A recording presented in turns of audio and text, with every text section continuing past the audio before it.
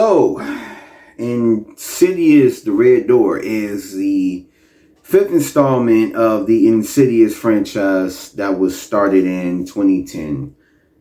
And man, did we revert all the way back to that time. And this was directed by Patrick Wilson himself, as well as starring him alongside Ty Simpkin. And this film takes place 9 years after the events of the second film, as the characters are rediscovering their gifts again after being hypnotized to forget it, because that worked so well before. And so this film was very disappointing. I never was a huge fan of the Insidious films, but I liked them good enough. But the trailers for it had the film on my radar. And it wasn't great. It just wasn't great. Because the film felt like it was a collection of scary scenes that were put together in a very slow progression to, I guess, be a story. It came off as more of like the first film of a franchise than the fifth. So it essentially regressed in story. The pacing is very slow and kind of boring. There's no true story to it, nor real goal to pursue, at least until the very end, and even that is very minute. Some of the scares are effective,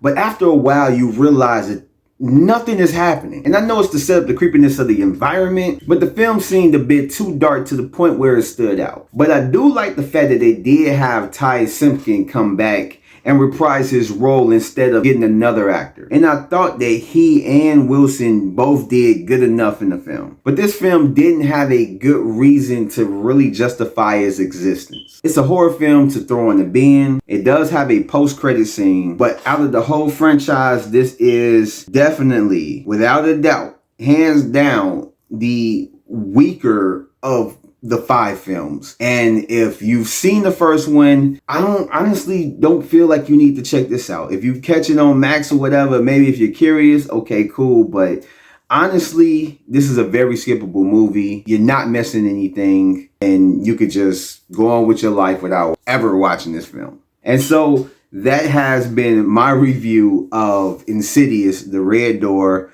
I'd like to thank you guys for joining me, and if you like this video, go ahead, give it a like, subscribe if you're not, hit the notification bell for more videos like this. And so with that said, peace out, stay safe, and yeah, don't watch this movie.